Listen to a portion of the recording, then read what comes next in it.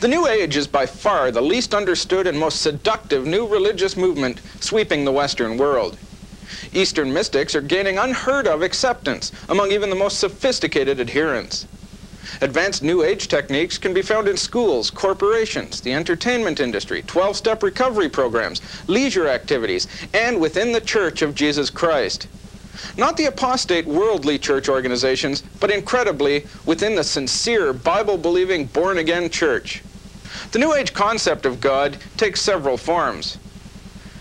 Pantheism is the teaching that God exists in everything and in all of us. It is the idea that we are God. Say, I and God are one. No, wait. Better than that. I got the best one. This is the best one. Just say, I am God. David, I can't say that. See how little you think of yourself? You can't even say the words?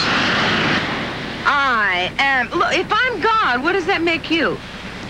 Well, we always see in others what we see in ourselves. I am God.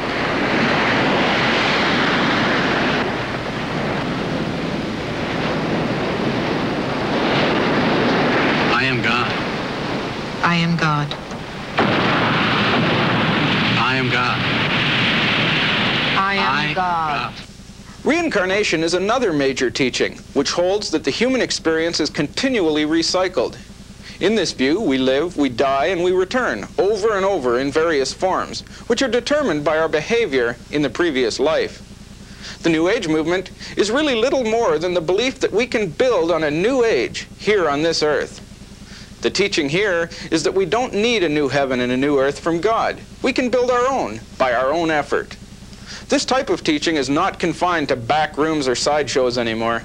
As an example of how pervasive the view really is, and to show how really seductive a message this really is, listen to Democratic presidential candidate Bill Clinton in his nomination acceptance speech. As the scripture says, our eyes have not yet seen, nor our ears heard, nor our minds imagined what we can build. The new versions support the New Age theology. We can build, we can do, for we are God. This is really, Paul, the heart of the entire New Age movement, and as I've said it before, it is this idea that we can build our own kingdom here on this earth.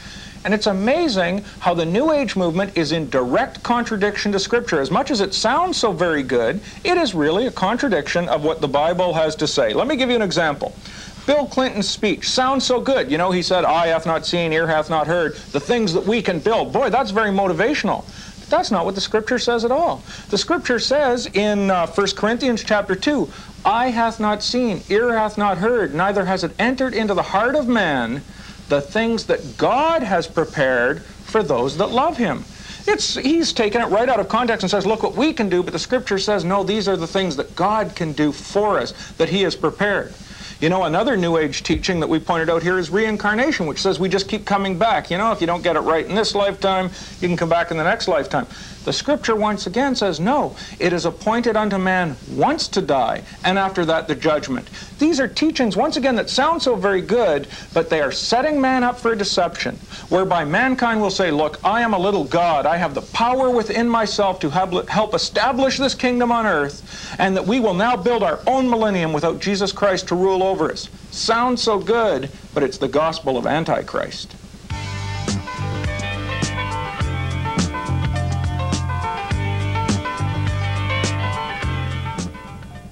The book of Revelation describes a future economic situation, which is described as a measure of wheat for a penny and 3 measures of barley for a penny, but see thou hurt not the oil and the wine. Merrill Lynch economist Bruce Steinberg said recently, it's the same old story. The economy is dead in the water.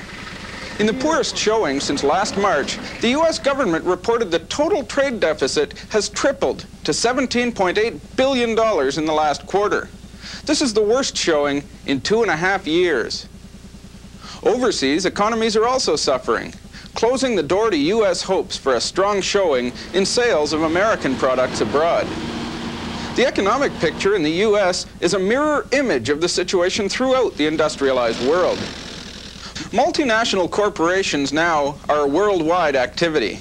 If the USA, for example, were to pass legislation that would be detrimental to, say, Coca-Cola, then they could just move to another country who'd be more receptive to their needs. This would eliminate hundreds of thousands of jobs and would mean political suicide to the politicians involved. This means that effectively, governments are now in the hands of big business. Big business really runs the world. In Europe, this is already a recognized fact. The avenue of driving forces is no more political. It's not governments. It's the economic forces. They are the ones who decide. I'm shocked and afraid. If you stand back and think about it now, a truly multinational corporation is a lot more potent than any national government. That's just a fact. Hurricanes, tidal waves, volcanic activity, floods, typhoons, and tropical storms have rocked the world, killing hundreds and causing uncounted billions of dollars in damage. Crime is epidemic. Law enforcement costs drain billions of dollars from the world's economy every year. Every nation has its own agenda, and any solution developed globally that would interfere with that agenda would come under fire. The only possible solution with any chance of success requires a strong central authority with a single economic system. Under such a system, funding could be withheld to force an individual country or group of countries to cooperate. This is the way a federal system works to force state compliance in the USA, for example. Such a system would not work without the abolition of cash and the development of an electronic monitoring program. We're not waiting for a world economy, we're already there. What is necessary is a world government to control it. In the next segment, we'll see how this logical sequence of events will come to pass in the days ahead. We already have a world economy today. You know, you will recall back to Black Monday in 1987 when the stock markets in New York began to crash. Suddenly, all around the world, the stock markets, one after another, were beginning to crash right around the globe because we have an interrelation in the world's economies today. Well, I'm always amazed when you hear news of an election or something overseas, all of a sudden the Canadian dollar goes down 2 or 3 cents. That's right. And it's amazing the way it's interrelated. Well, the currency fluctuations, and you have a situation now. We interviewed a man by the name of Randy Sostilli when we did our reporting for our video, The Mark of the Beast. And Randy is involved in computer technologies around the world and the transfer of huge amounts of funds. And he was sharing with us how really the money of the world today follows the sun around the globe. As one stock market closes for the day, the money goes up by satellite and into the next market, which is just opening because it's an hour behind or is still open, and it just follows the sun. Billions of dollars going around the world, so we have a totally interconnected world economically today. You know, you also see the power of the multinational corporations when you travel overseas, and you start watching some of the signs down the side of the road, and you'll be somewhere like in Israel, for example, when we were there.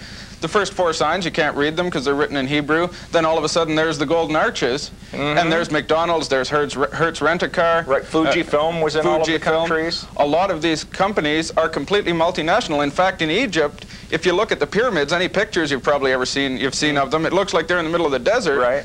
I was shocked when I went there. There is a Burger King about 100 yards from the Great Pyramid. They just don't show that angle. Right, so it's just everywhere all of the economies are coming together as one, and this is extremely important prophetically because the scriptures tell us that in the last days we will have a world economy. Revelation 13 talks about a new world order which will consist of a world government, a world religion, and a worldwide economic system, and it's coming to pass right now. Incidentally, I want to make the point this is one of the strongest calls for a new world order. If you have all these multinational corporations right now, there's no one out there to police them. And so there is call for a system of world government to now control the world economy that is already developed.